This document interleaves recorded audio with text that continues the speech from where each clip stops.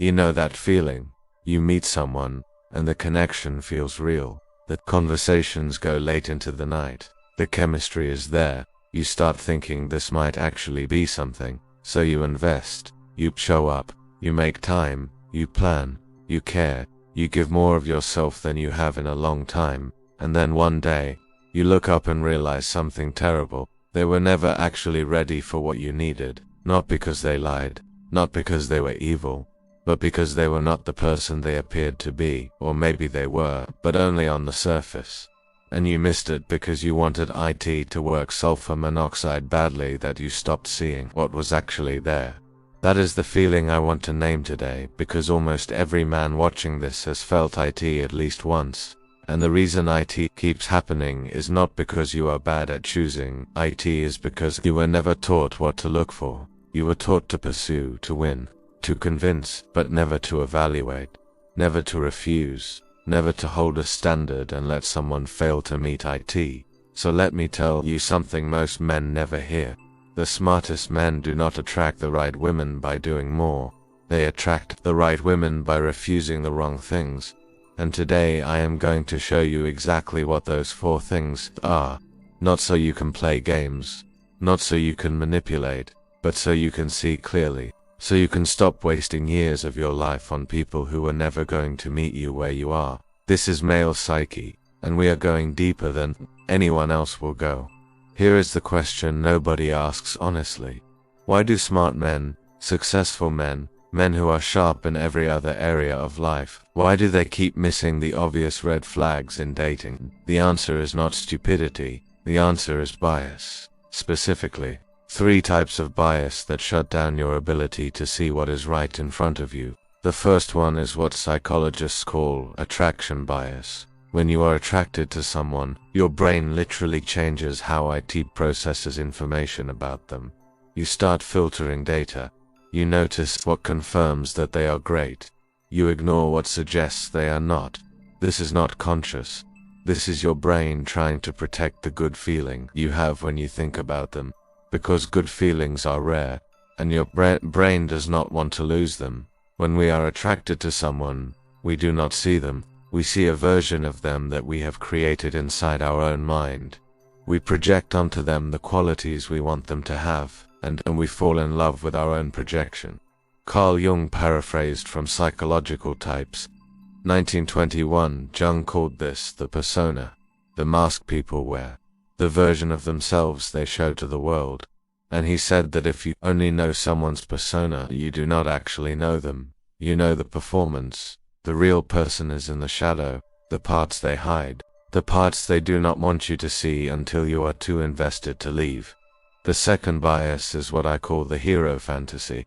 This is especially common in good men, men who fix things, men who build, men who solve problems. You meet someone who is a little broken, a little lost, a little chaotic, and instead of seeing that as a warning, you see IT as a mission. You think, I can help her, I can be the one who finally gets through, I can be the man who shows her what real love looks like. And that fantasy is so seductive that IT blinds you to a simple truth. You cannot fix another adult human being. You can support them, you can walk with them, but work has to be theirs, and if they are not already doing that work when you meet them, they will not start doing IT just because you showed up. People do not change because you love them. People change when the pain of staying the same becomes greater than the pain of changing. Arthur Schopenhauer paraphrased from Studies in Pessimism, 1851. The third bias is willful blindness. This one is the hardest to admit, because this is when you see the red flags, you feel the inconsistency, you notice the patterns, but you choose not to act on what you know, because acting on it would mean ending something you do not want to end. It would mean being alone again. It would mean admitting you are wrong, and those things are painful. So you delay, you give one more chance. You tell yourself you are being patient, you are being understanding, you are being mature, but Machiavelli would call that something else. He would call IT a failure of due diligence. Machiavelli wrote that the wise person does not hope for the best in others. They prepare for the worst and are pleasantly surprised.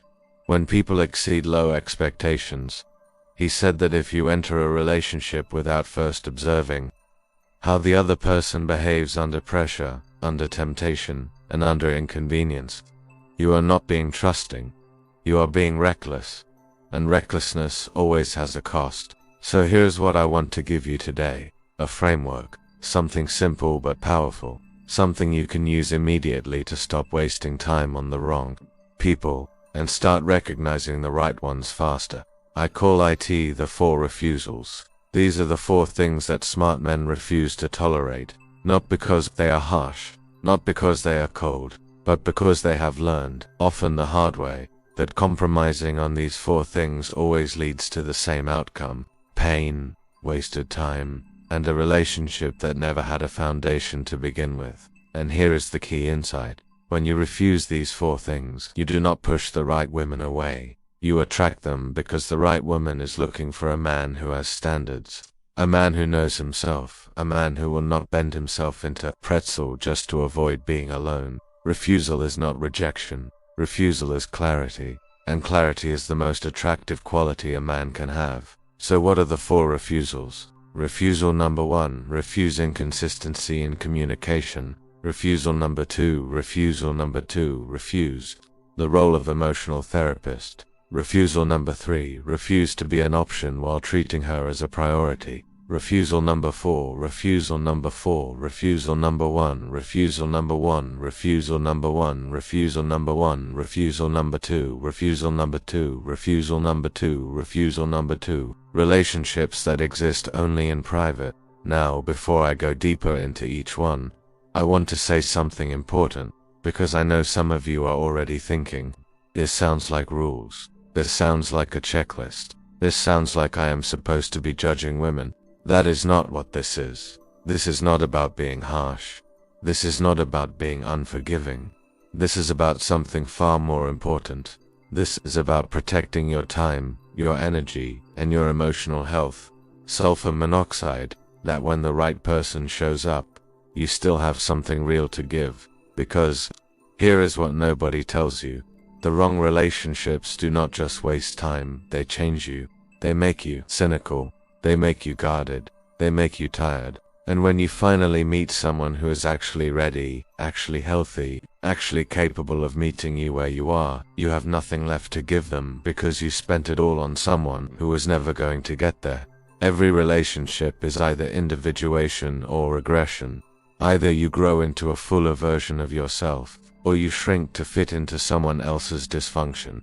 Carl Jung paraphrased from The Development of Personality, 1934. In the next segment, I will break down refusal number 1 and 2 in full detail. I will show you the psychology behind them. I will give you the exact questions to ask, and I will show you how to tell the difference between a woman who is genuinely interested and a woman who is just enjoying the attention while keeping her real options open. Stay with me, because what comes next is going to change how you see every interaction you have ever had. This is male psyche, and we are just getting started.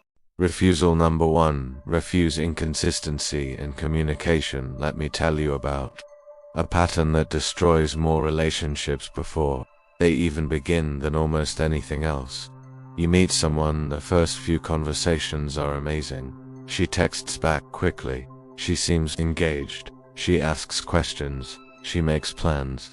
Everything feels reciprocal. Everything feels balanced. You think, okay, this one is different. Then something shifts. The replies get slower. The energy drops. She is still responding, but the quality changes. You start to feel like you are doing most of the work, like you are the one initiating, like you are the one keeping the conversation alive.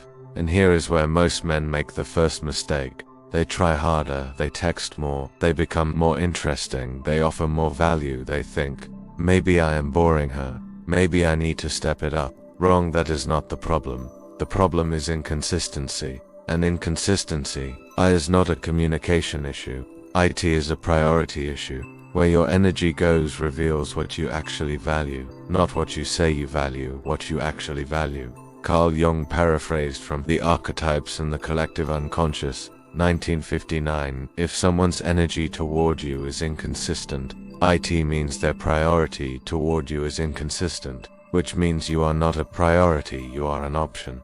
Now here is the part most men do not understand. Inconsistency is a test, not a conscious test, but a subconscious one. When a woman becomes inconsistent in her communication, she is testing to see if you will accept it. She is testing to see if you will chase. She is testing to see if you will lower your standards to keep her around. And if you do, you fail the test. Not because she is playing games, but because you just showed her that you do not value your own time. You do not have boundaries. You will tolerate inconsistency because you are afraid of being alone. Machiavelli wrote about this exact dynamic 500 years ago. He said that people will treat you the way you teach them to treat you. If you accept poor treatment early, you set the expectation that poor treatment is acceptable. And once that expectation is set, it is almost impossible to change. So here is refusal number 1. Refuse to chase inconsistency. Refuse to explain away disappearing acts. Refuse to convince yourself that she is just busy when her social media shows she is not.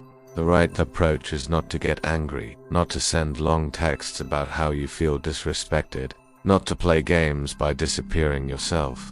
The right approach is simple.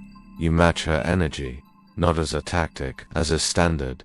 If she texts you once a day, you text once a day. If she takes 4 hours to respond, you take 4 hours to respond. Not because you are punishing her, but because you are observing, you are gathering data. You are seeing if this is who she is, or if this is a temporary phase.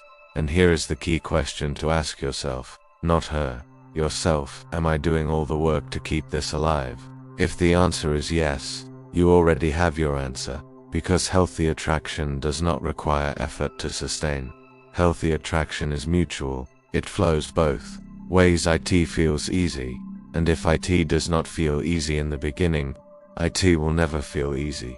Do not hope that events will turn out the way you want. Instead, welcome events in whichever way they happen. This is the path to peace. Epictetus, Enchiridion c. 135 AD. Stop trying to control other people's behavior. Stop hoping that if you just do more, say more, give more, they will suddenly become consistent.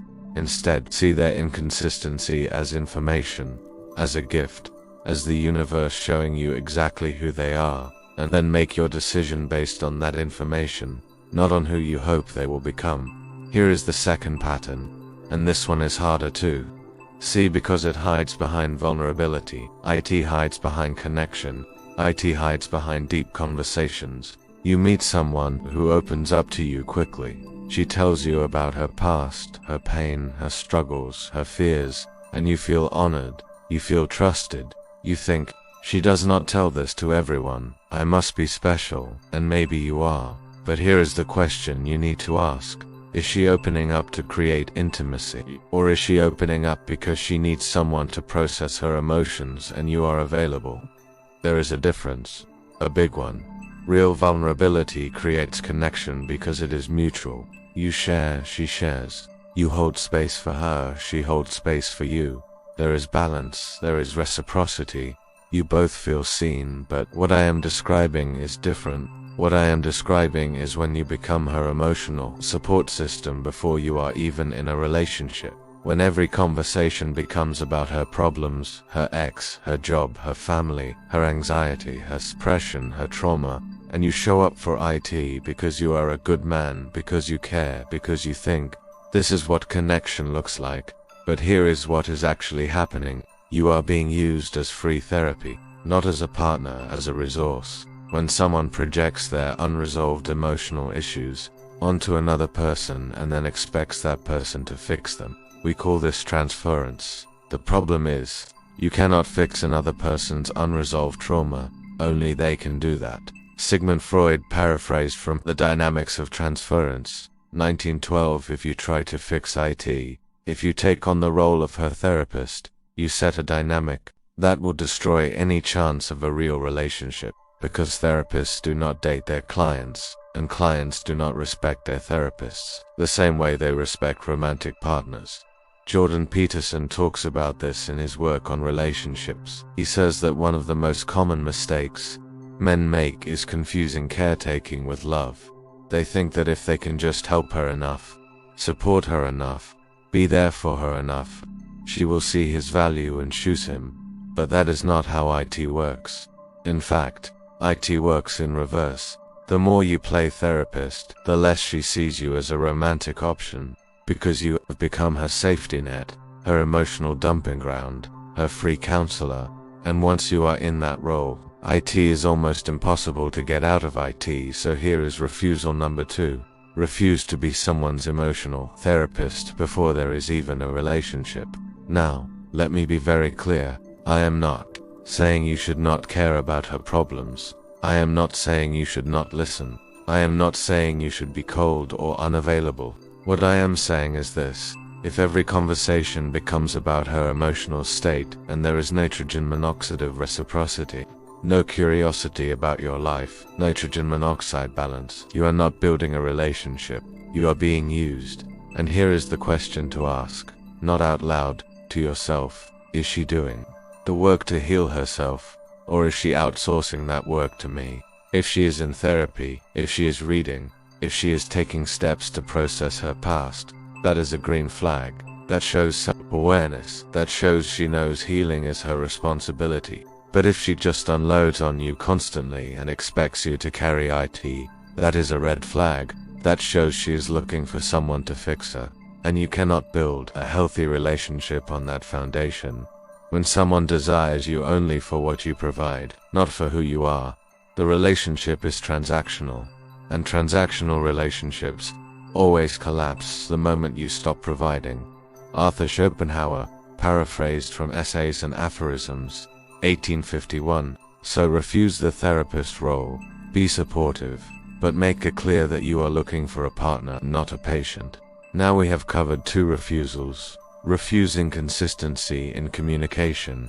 Refuse the role of emotional therapist. In the next segment, I am going to show you refusals 3 and 4, and these 2 are the hardest because they require you to walk away from situations that feel good in the moment but are poison in the long run. Refusal number 3 is about refusing to be an option while treating someone as a priority. And refusal number 4 is about refusing relationships that only exist in private.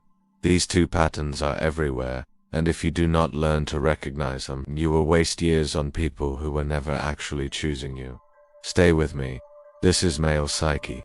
Refusal number 3, refuse to be an option while treating her as a priority. This one is going to hurt, because if you have been in the modern dating world for any amount of time, you have experienced this. And you probably did not even realize it was happening until it was too late. Here is the pattern. You meet someone, the chemistry is real, the conversations are deep, you start spending time together, you start making plans around her, you cancel things to see her, you prioritize her in your schedule, you start thinking about a future, you start using the word we in your head even if you have not said it out loud yet, and she seems into it. She shows up, she laughs. She texts, she says things that sound like she is interested, but something feels off, and you cannot quite put your finger on it. Then, one day you notice something. You are always the one initiating, you are always the one planning, you are always the one reaching out, and when she does show up, it feels conditional. It feels like she is keeping one foot out the door, like she is there, but not fully there. And here is the killer. She never actually commits to anything long term. She will make plans for next week, but not next month. She will say she wants to see you, but she will not block out time in advance. She will talk about doing things together someday, but someday never actually comes. What you are experiencing is being an option, not a priority. An option. People value what they have to work for, and they devalue what comes too easily. If you make yourself completely available, you hand over all the power in the relationship, and power imbalances kill attraction. Robert Greene, paraphrased from The Art of Seduction, 2001. Carl Jung wrote about this in terms of psychological projection. He said that when you put someone on a pedestal, when you treat them as more important than yourself, you are not honoring them, you are dishonoring yourself, and they will feel that. They will sense it, and it will make them uncomfortable, not because they are bad people, but because deep down, everyone knows that a person who does not value themselves cannot be trusted to value anyone else. So here is refusal number 3. Refuse to be an option while you treat her as a priority. And here is how you recognize it. Ask yourself these questions. Am I the only one making sacrifices to spend time together? Does she make plans with me in advance? Or is everything last minute? Does she include me in her long-term thinking? Or does she keep me in the present? Does she introduce me to the important people in her life? Or am I kept separate? If the answers to those questions make you uncomfortable, you already know what is happening. She is keeping you around, but she is not choosing you, not fully, not yet, maybe not ever. And the wrong response is to try harder, to prove your value, to show her how good you are, to wait patiently and hope she comes around. The right response is to match her investment, not as a game, as a standard. If she treats you as an option, you stop treating her as a priority. You reclaim your time, you reclaim your energy, you rebuild your life so that it does not revolve around someone who has not earned that place. And here's what happens when you do that. One of two things. Either she notices and steps up, or she does not. And both of those outcomes give you clarity, which is the only thing that matters. It is not what happens to you, but how you react to it that matters. Epictetus, Enchiridion, c. 135 AD. The fact that she is treating you as an option is data. Your reaction to that data determines your future. If you accept it, you will stay stuck. If you refuse it, you will either gain a real relationship or gain your freedom. Both are better than what you have now. Refusal number 4. Refuse relationships that exist only in private. This is the final refusal, and this one is the most painful to recognize, because it can go on for months, even years. Before you finally admit what is happening, here is the pattern. You are seeing someone. The time you spend together is amazing. The connection is real. The intimacy is deep. You feel close. You feel wanted. You feel like this is real. But there is one problem. It only exists in private. She does not post about you. She does not introduce you to her friends. She does not bring you around her family. She does not make you part of her public life. And when you ask about it, she has reasons, good reasons, reasonable reasons. She is private. She does not like social media. Her friends are complicated. Her family is difficult. She wants to keep things just between the two of you. She says it is more intimate that way. And you want to believe her because the alternative is too painful to accept. The alternative is that she is hiding you, not because she is ashamed of you, but because she is keeping her options open. Because if you are not integrated into her public life, you can be removed from her life without anyone noticing, without any social cost, without any accountability. People will always act in their own self-interest unless there is a cost to doing so. If someone can keep you around without committing publicly, without integrating you into their real life, they will, because it is low risk for them. Niccolo Machiavelli, paraphrased from The Prince, 1532. If someone is serious about you, they want the world to know, not because they need validation, but because when you value something, you do not hide it, you do not keep it separate, you integrate it, you make it part of your life. Jordan Peterson talks about this in terms of responsibility and commitment. He says that real commitment is not just a feeling. It is a public declaration. It is telling the world, this person matters to me. And when you make that public declaration, you create accountability. You create social pressure to honor that commitment. You create a structure that supports the relationship. But when a relationship exists only in private, there is nitrogen monoxide accountability. There is nitrogen monoxide structure. There is only what feels good in the moment. And when it stops feeling good, or when something better comes along, it disappears, without consequence. So here is refusal number 4. Refuse relationships that exist only in private. And here is how you recognize it. Ask yourself these questions. Does she introduce me to her close friends? Does she include me in her social media the way she includes other parts of her life? Does she make plans with me that involve other people? Or is it always just the two of us alone? If I disappeared tomorrow, would anyone in her life notice? If the answer to that last question is nitrogen monoxide, You are not in a relationship. You are in a situation. And situations do not become relationships just because you wait longer. Now I need to say something important here, because I know some of you are thinking, what if she really is just private? What if she really does not like social media? What if her reasons are legitimate? And they might be. That is possible. But here is the test. Is she private about everything? Or just about you? If her social media shows her friends, her family, her hobbies, her vacations, but it never shows you, that is not privacy. That is selective privacy, and selective privacy is a choice to keep you separate. The object of life is not to be on the side of the majority, but to escape finding oneself. In the ranks of the insane, do not let other people's explanations override what your gut is telling you. Marcus Aurelius, paraphrased from Meditations, c. 170 AD, if it feels like you are being hidden, you probably are. Trust that feeling. So now you have all 4 refusals. Refuse inconsistency in communication. Refuse the role of emotional therapist. Refuse to be an option while treating her as a priority.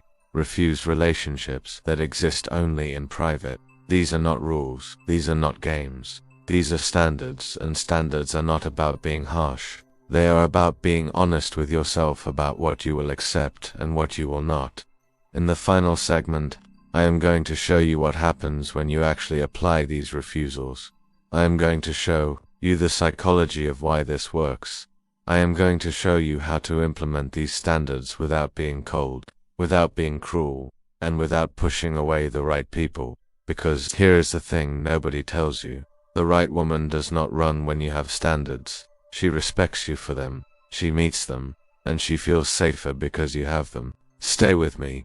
This is male psyche, and we are almost there.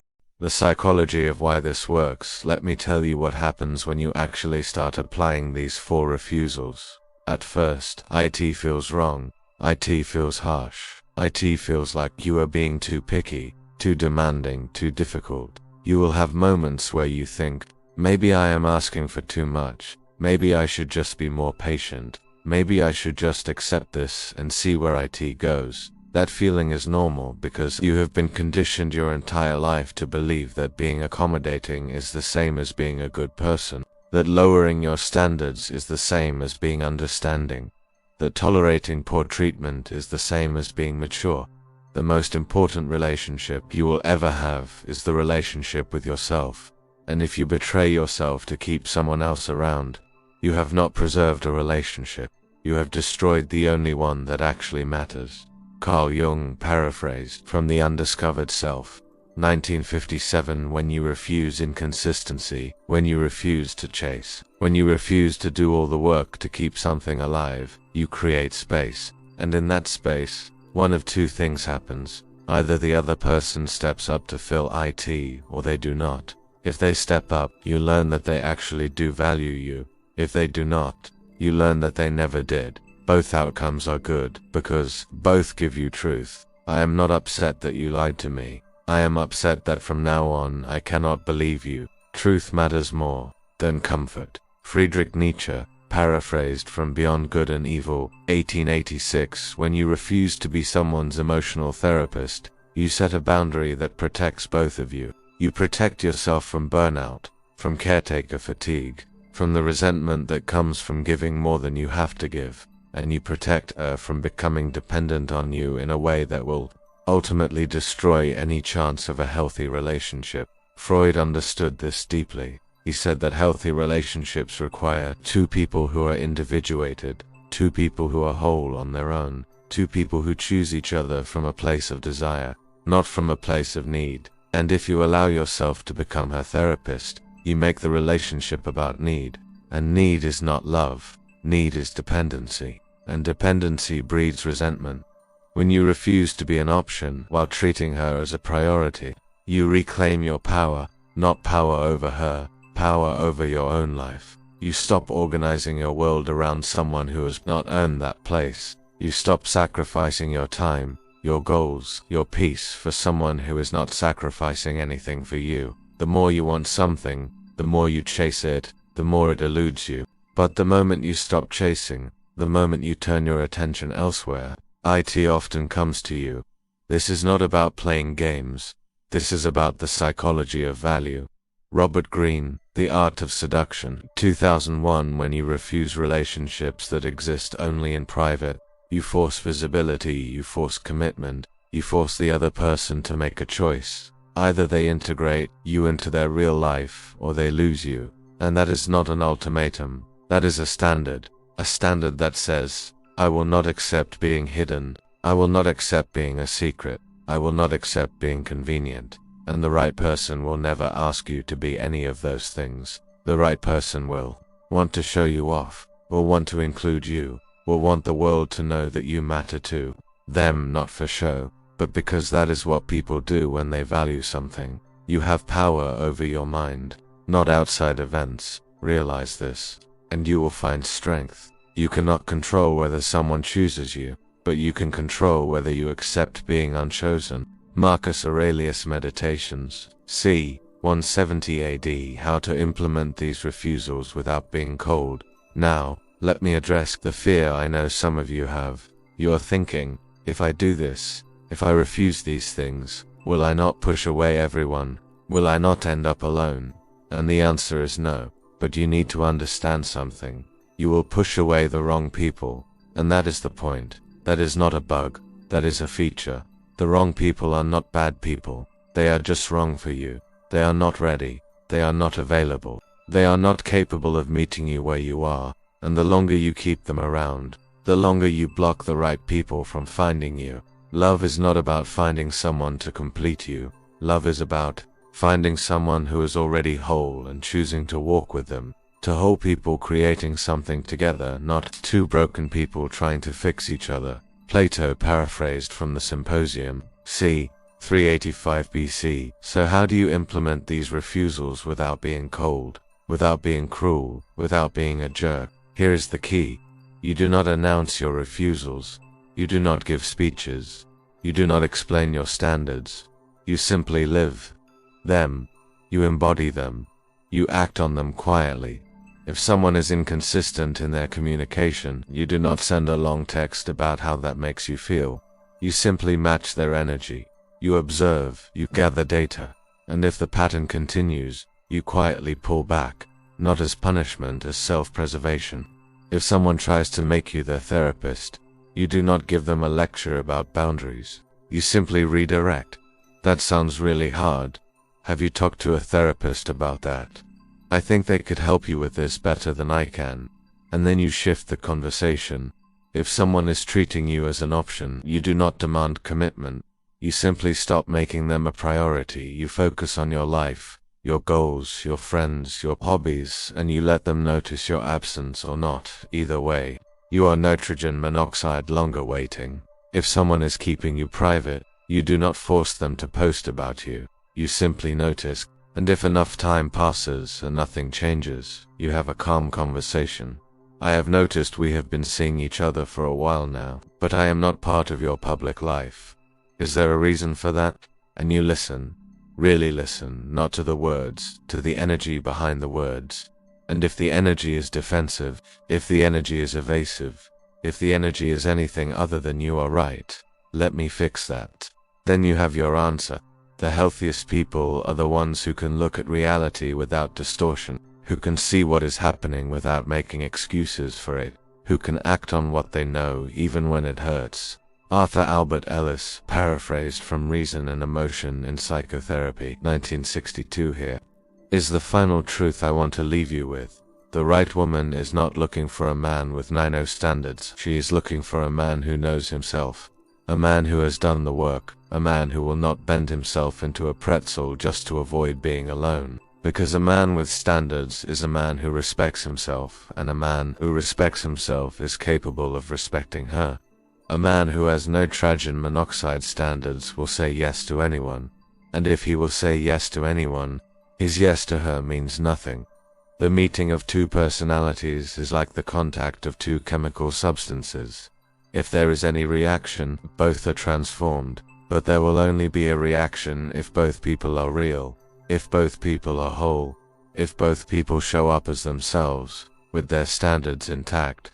Carl Jung, Modern Man in Search of a Soul, 1933. So refuse inconsistency. Refuse the therapist role. Refuse being an option. Refuse being hidden. Not because you are harsh, but because you are honest. Not because you are difficult, but because you know your worth. And when you do that, one of two things will happen. Either the right person will meet you there, and you will build something real, or the wrong people will walk away, and you will reclaim your time, your energy, and your peace. Both of those outcomes are a win, because both of them move you closer to the life you actually want, the life you deserve, the life that is built on truth instead of hope, on reality instead of fantasy, on self-respect instead of self-betrayal. That is the path. That is the work. That is what separates the men who build real relationships from the men who waste years on people who are never going to meet them where they are. If this video gave you something, share it with one man who needs to hear it, drop a comment with the one refusal that hit you the hardest, and subscribe. If you want more content like this, content that goes deeper than anyone else is willing to go. This is Male Psyche, and I will see you in the next one.